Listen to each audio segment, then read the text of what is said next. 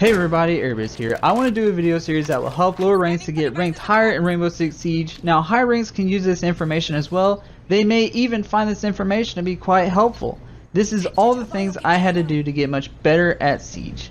I had to change my whole playstyle to achieve this. So first thing is we have to be ready to fail, be willing to adapt, and map knowledge, which is probably the biggest thing to do in this game.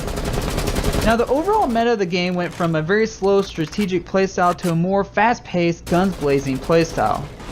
Now most of the lower ranks, like silvers and some low golds for example, play with a more slow controlled playstyle to where plats and diamonds play a more chaotic fast-paced style. So my helpful tips and tricks might help these lower ranks to compete against these types of players. So first, let's talk about be ready to fail.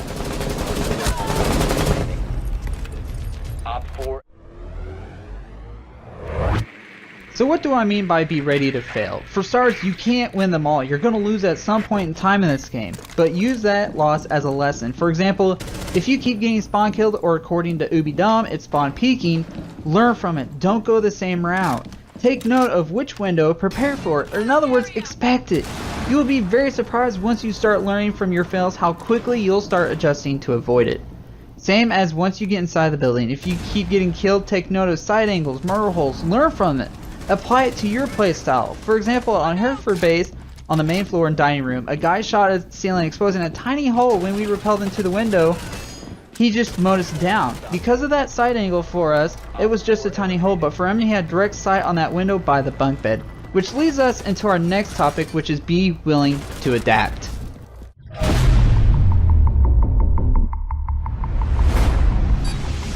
You won't make it far in this game if you don't adapt. If you sit in a corner and don't move at all, you will die a lot. You have to adapt and overcome. You have to go faster, push yourself harder to do the necessary steps to adapt your playstyle. It won't be easy, trust me. It took me almost a whole month to fully change my playstyle and a lot of hours on Terrace Hunt.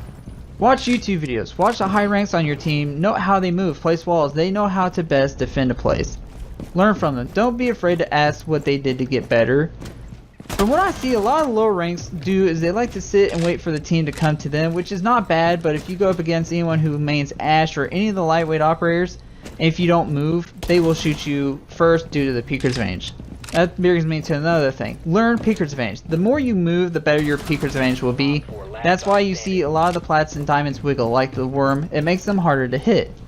It's hard for these lower ranks though when they don't know the map, which brings me to the last topic, map knowledge.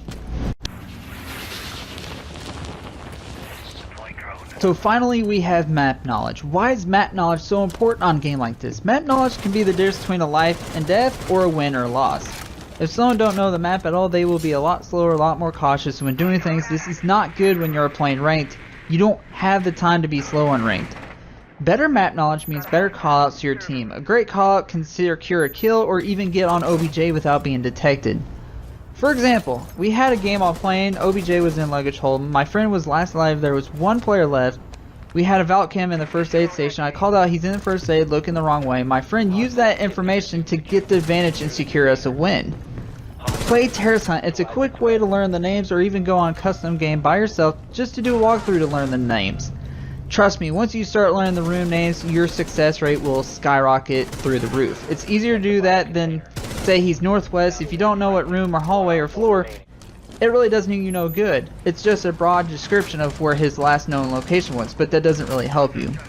Plus, map knowledge will help to stop roamers or even campers. That's it for this episode. Leave a comment down below of your thoughts. I would like to hear what you guys do to get better at Siege. Would you like me to continue the series? Tell me down below. Until next time guys, have a great day and game on.